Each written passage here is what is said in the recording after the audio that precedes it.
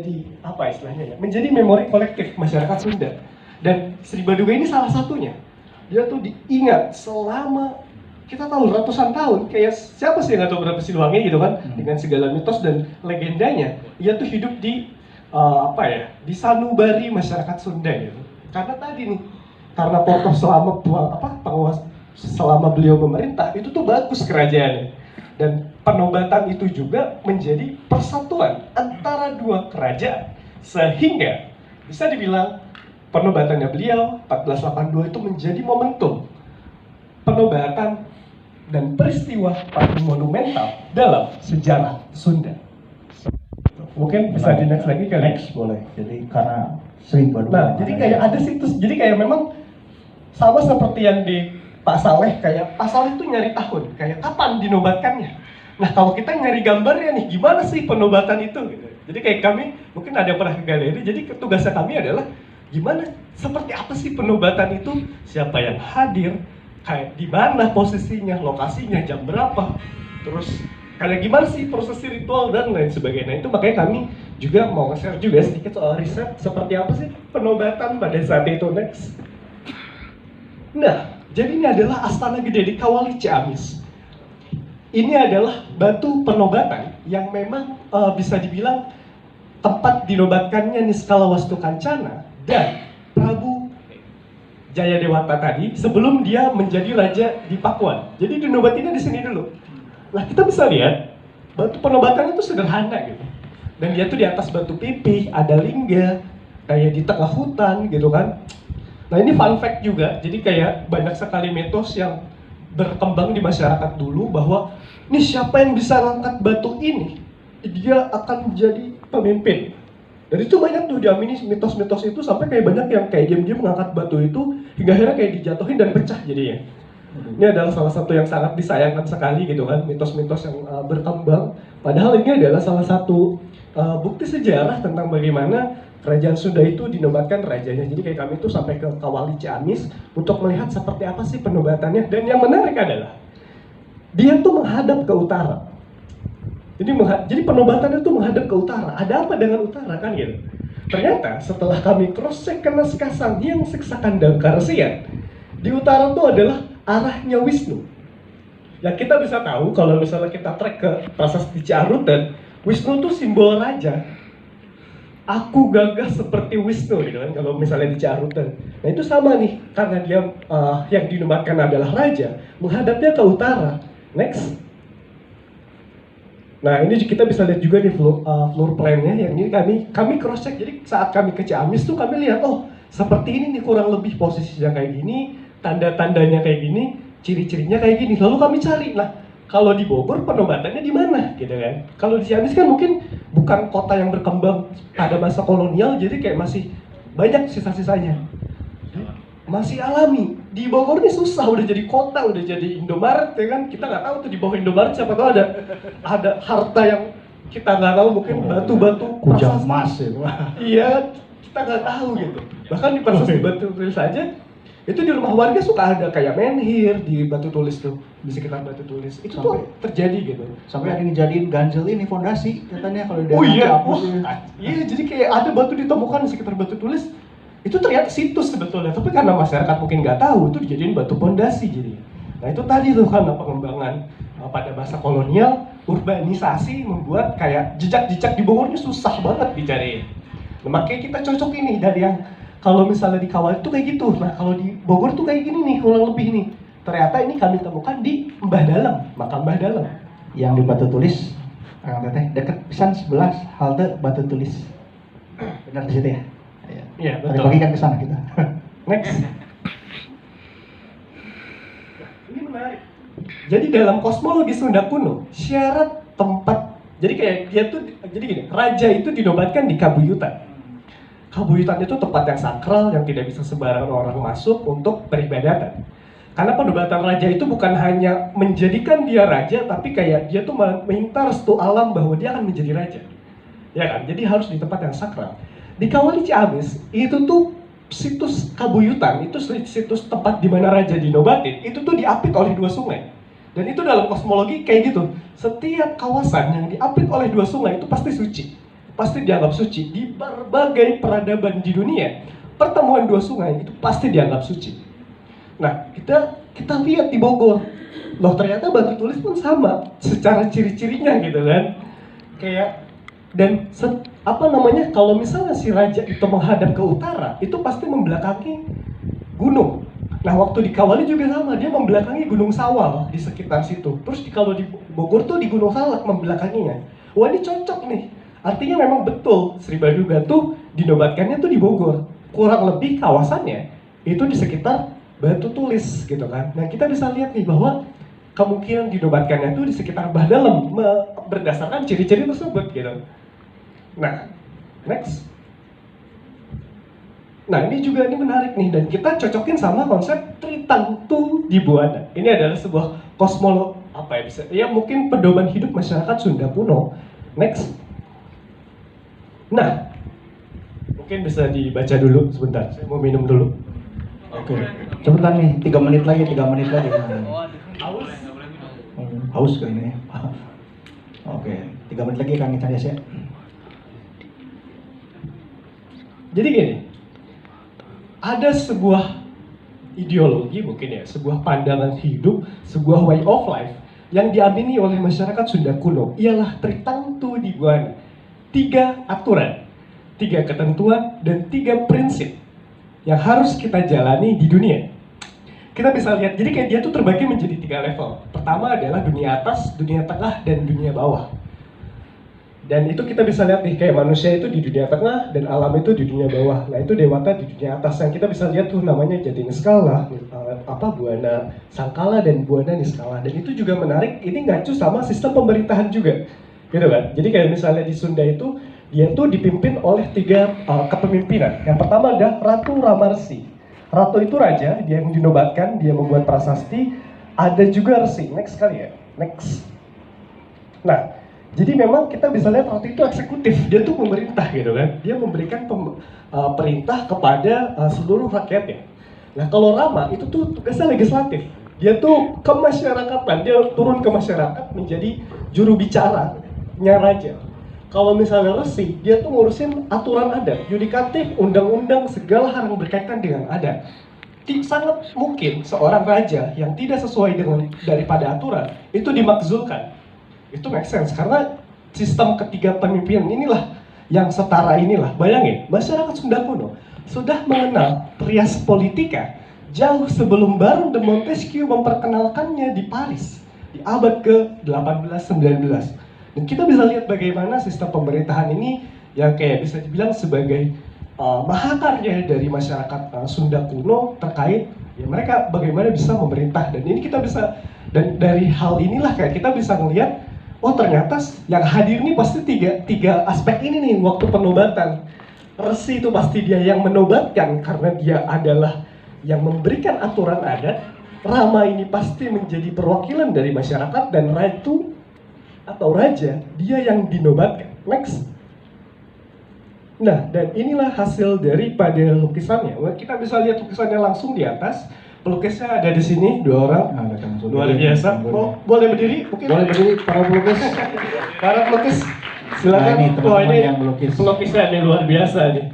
Ya, oh jangan. Jangan. Kita bisa lihat nih kayak sang raja dinobatkan di Wastu Dia Wingaran Sri Baduga Maharaja Ratu Haji di Pakuan Pajajaran Sri Sang Ratu Dewata. Kita bisa lihat ada 5 Pandawa di belakang, 6 Pandawa, terus kayak Amarsi juga kayak dinobatkan oleh Resi. Kelihatan nggak yang di ujung itu dia lagi megang apa sih kayak tanaman lidi gitu ya, tahu nggak? Kelihatan nggak yang di ujung? Kayak dia megang cawan, itu tuh namanya mungkin kalau sekarang dinyerekin. Jadi kayak ada sistem di mana kayak dia tuh diputar dulu sih ininya, terus habis itu dikepret-kepret si rajanya. Untuk apa? Untuk melindungi sang raja dari pengaruh roh ya bala dan lain sebagainya gitu. Nah, kita juga bisa lihat ada lonceng juga, ada menyan untuk simbol spiritualitas dan lain sebagainya. Ada juga raja-raja bawahan nih dari beberapa, ada yang dari Cirebon, ada yang dari Kalapa, ada yang dari Wahanten Girang juga dari Galuh gitu kan, itu ada tuh. Nah, itu kita bisa lihat di sini bahwa tadi penobatan Sri Baduga inilah yang menjadikan kita semua masyarakat Bogor bisa dibilang bangga, bisa dibilang kayak karena tadi tuh ini adalah penobatan yang paling penting karena setelah ini tadi Pajajaran itu menemui puncak masa puncak yang diingat selama berabad-abad oleh memori kolektif masyarakat Sunda kuno seperti itu. Menarik sekali Kang. Jadi inilah dan berhasil ya teman-teman tim riset menerjemahkan ini gitu ya. Nggak ada maungnya gitu ya. Besok kan ada maung. Nggak ada maung, kan nggak ada maung dicoba. Di pelantikan nggak ada maung gitu ya. Kan harimau itu bukan endemik Jawa Barat. Nah itu dia. Itu menarik. Menarik gitu. Oke, makasih Kang Candias. Sekarang kita lanjut ke Kang Prabu nih. Nah ini Kang Eko lagi makan kacang ya Kang Eko ya. Kang Eko, tadi kan disebut sama Kang Candias. Orang-orang Sunda tuh bangga banget sama Siliwangi. Ya kita meruginya gampangnya Siliwangi, Baduga Maharaja ya Kang ya. Bukan Bulu ya, bukan Bulu. Ini nggak ada sponsor, jadi nggak usah disebut-sebut ya. Ya udah, jangan terlalu sebut. Oke. Coba Bulu Siliwangi catat ya. Terus gitu ya, siap. Nah jadi saking bangganya kan orang Sunda sama Siliwangi kan ya. Di mana-mana ada makom Siliwangi gitu. Terus banyak juga orang yang mengaku saya adalah keturunan Prabu Siliwangi gitu. Nah kalau ini kan teman-teman preset gitu yang mengkaji bagaimana pemerintahan beliau, kehidupan beliau. Seperti apa sih sebenarnya nilai-nilai dari kepemimpinan Sri Baduga Maharaja gitu. Dan bagaimana sih kita sekarang di Bogor ini kan mumpung ulang tahun, bagaimana kita meneladaninya? Silakan Kang Prabu. Tahun. Iya, tapi ya makasih Kang Ian. Jadi sebelumnya back dulu aja, back dulu. Nah, di sini. Sebelumnya kita sepakati dulu ya bahwa baik itu Prabu Siliwangi, Kerajaan Pajajaran atau apapun itu bukan sekedar mitos, bukan sekedar legenda, memang ada. Gitu. Tadi yang sudah dijelaskan sama Kang Hendra, sama Kang Candias, itu semua berdasarkan hasil riset, bukan berdasarkan tafsir mimpi atau bukan berdasarkan dari wangsit atau apapun lah gitu. Dan yang poin yang kedua adalah kenapa bukan disebut mitos atau legenda, karena memang beberapa bukti fisik sudah ada menceritakan tentang keberadaan dari objek tersebut, kayak keratonnya di mana, kemudian Prabu Siliwangi ini siapa gitu, kemudian pada tanggal berapa, pada tahun berapa mereka eksis gitu kan, lalu anak-anaknya siapa, penerusnya siapa, itu semua sudah dijabarkan dengan komprehensif gitu. Nah lalu kalau Kang Yat tadi nanya kenapa sih harus dilulukan gitu kan Prabu Siliwangi gitu, kenapa enggak Linggabuana misalkan. Linggabuana juga mendapat gelar itu ya Kang Candias, kemudian Niskala Wastu juga kalau nggak salah dapat juga gitu. Nah yang terakhir Jaya Dewata ya, Jaya Dewata atau Pemana Rasa gitu, beliau juga mendapat gelar itu. Tapi sebenarnya kalau menurut Sulanjana, ada wawacan Sulanjana, Siliwangi itu berarti seseorang atau objek yang mengemban amanah gitu. Ya mungkin ada yang menyampaikan teorinya silih wangi, silih asu, silih rasa, ya silakan. Tapi kalau dari wawacan Sulanjana itu disebutkan bahwa Siliwangi itu berarti seseorang atau objek yang mengemban amanah. Artinya mereka yang disematkan gelar ini itu wajib melaksanakan atau wajib mengaplikasikan ataupun mengamalkan amanah yang sudah diemban oleh dirinya. Nah, kalau dimundur kembali, kalau tadi dibilang Niskala punya gelar Siliwangi, ya so far pemerintahan Niskala apakah ada cacat? Pasti ada dong. Konflik-konflik internal udah pasti ada. Tapi beliau berhasil membuat Astana Gede misalkan, yang di Ciamis, di Galuh gitu, yang tadi tempat teman-teman riset ya. Kemudian Linggabuana gitu kan. Nggak selamanya mulus lah pemerintahan itu, ada cacatnya juga. Dan insiden yang dialami beliau ya bubat misalkan, ya suka nggak suka kita anggap itu cerita itu ada gitu. Kembali lagi ke mereka yang mengembangkan opini tersebut. Sama halnya dengan Jaya Dewata gitu, bukan beliau tidak berhasil, bukan beliau berhasil mulus, ada juga nggak berhasilnya gitu. Artinya memang setiap pemimpin ini tidak mutlak berhasil mengemban amanah ataupun melaksanakan tujuan dia sebagai raja. Tapi setidaknya masyarakat di sini sejahtera. Contoh misalkan pada zaman Jaya Dewata, Prabu Siliwangi yang ini nih yang lagi dilukis ya, yang lagi dinobatkan, beliau mempercayakan kerajaan Sunda ini menjadi dua, ada yang wilayah barat, ada yang Sunda Timur gitu. Bahkan kalau misalkan ada orang bilang opininya atau teorinya Sunda besar, Sunda kecil ya, tapi terlalu jauh lah menurut saya. Mendingan juga tadi kita lihat dari yang ilustrasi Kang Candias yang dibikin, ada Galuh, ada satu lagi Sunda gitu. Kita sebutlah itu Sunda Timur, Sunda Barat lah. Yang batasnya sampai Brebes ya, Kang Candias ya. Makanya kalau di sini ada yang pernah ke Brebes, kalau secara teritori ya masuknya Jawa ya, Jawa Tengah. Tapi ternyata situ masih ada perkampungan Sunda ya, Kang Hendra ya. Kampung apa ya namanya, saya lupa. Jalawastu gitu. Nah itu sebenarnya bukan Jawa Barat tapi Jawa bagian barat mungkin ya Kang ya. Maybe ya. Karena Jawa sekarang kan bagian Jawa barat. Tengah gitu. Iya. Nah, kalau sekarang kan administrasi. Iya. Lumayan nama-nama dikit wilayah Jawa Barat gitu kan. Oh boleh sok, Iya. nggak apa-apa. Anda pura-pura banyak nanya, tapi banyak tahu sebenarnya. Kalau gitu, tamu Anda banyak Pak. Iya, sebenarnya benar ya kata Kang Ian, Jawa bagian barat ya, mungkin seperti itu ya Kang Ian ya. Karena memang itu kan ciptaan kolonial ya. Kok nanya saya kan saya moderator.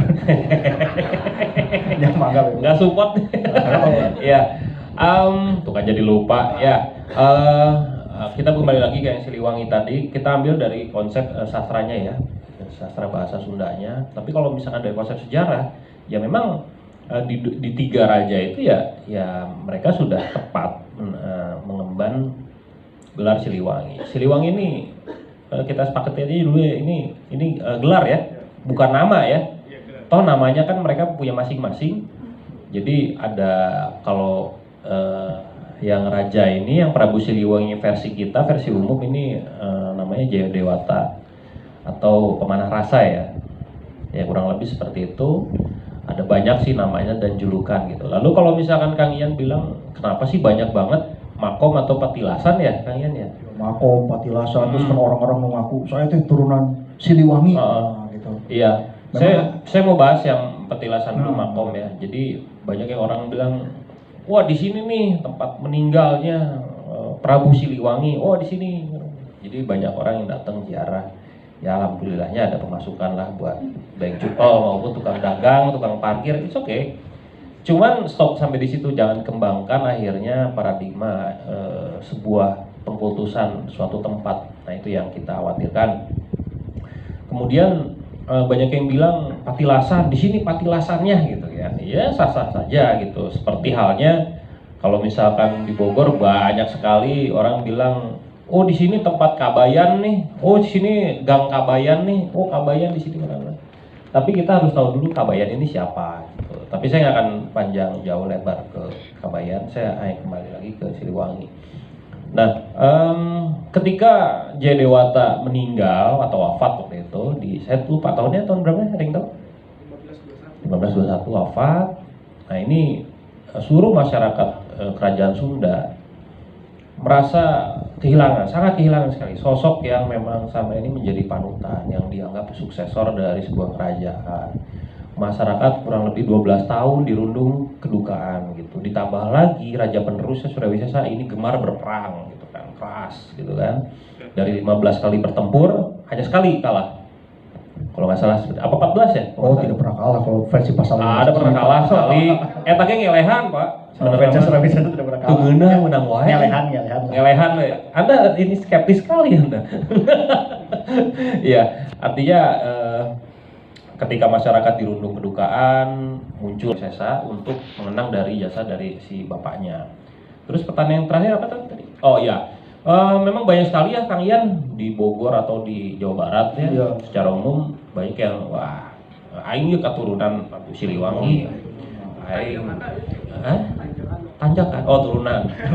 Aing ya misalkan apa ya, berdasarkan keturunan saya ya silakan gitu, mangga gitu kan. Tapi sebenarnya yang terpenting menurut saya pribadi ya, opini saya pribadi, menurut saya yang terpenting justru bagaimana cara kita menanamkan atau mengamalkan nilai-nilai dari apa yang sudah dilakukan oleh pendahulu kita.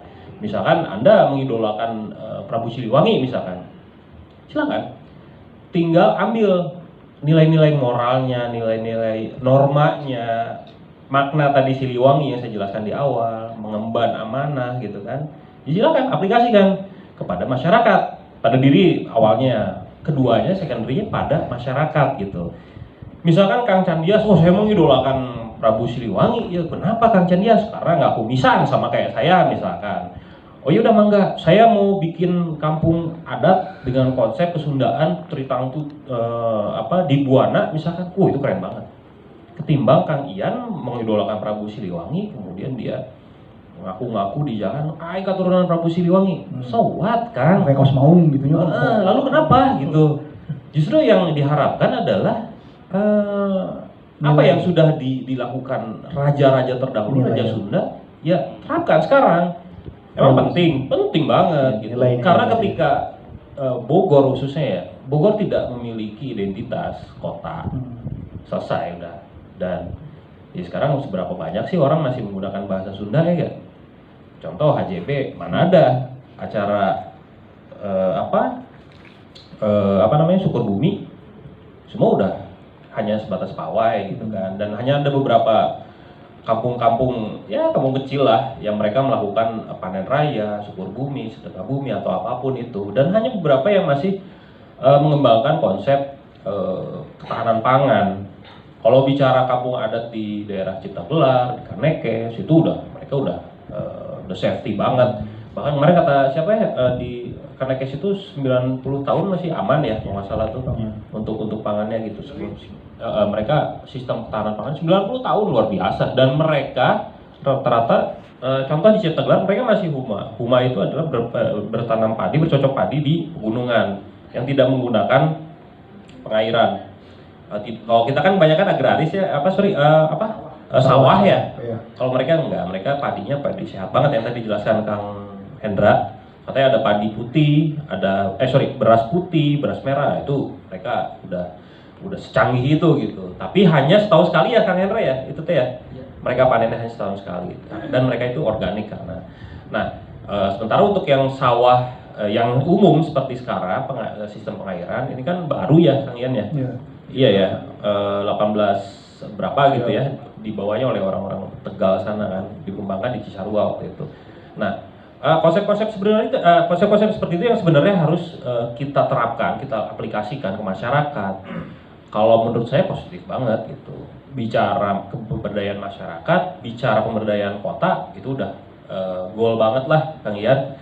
Hal yang sederhana itu tadi saya bilang, itu penggunaan bahasa daerah itu menurut saya yang paling simpel banget. Nggak usah malu misalkan, yang bahasa Sundana kasar, yang penting kan orang ngerti gitu. Oh ini orang ini ngomong bahasa Sunda nih artinya gini kan gitu. Makanya Kang Ian mungkin kalau pertama kali kena Kang Ian bahasa Sunda lemes banget, tapi ketika ngobrol dengan saya bedak-belduk ya masih memaklumi kan, karena Bogor gitu kan, Kang Ian sendiri kan Bandung, dia masih memaklumi karena orang Bogor bahasanya seperti itu. Ini Bogor, gimana kalau daerah-daerah Kulon sana kan mungkin bahasanya lebih aneh gitu, Sundanya lebih kasar. Tapi oke lah menurut saya identitas kota itu menurut saya penting, identitas daerah ya, karena local pride-nya, local identity itu memang penting banget. Nah makanya yang tadi saya sampaikan, siapa Siliwangi, kemudian seperti apa makna dari Siliwanginya, itu menurut saya bisa diaplikasikan atau diterapkan, diamalkan di kehidupan sehari-hari. Begitu kalian menurut saya. Anda ternyata bijaksana juga ya.